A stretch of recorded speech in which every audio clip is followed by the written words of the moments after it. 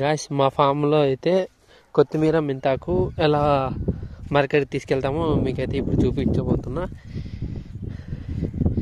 ఇదైతే మెంతాకు, దూరంగా ఉండేది కొత్తిమీర.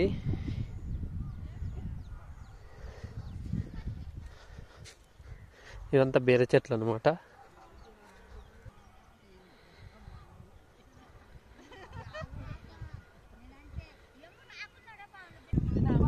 కొత్తిమీర పీకి అట్లయితే కట్ల కడతారనమాట. కట్ల కట్టి మార్కెట్కి అయితే తీసుకెళ్తాం.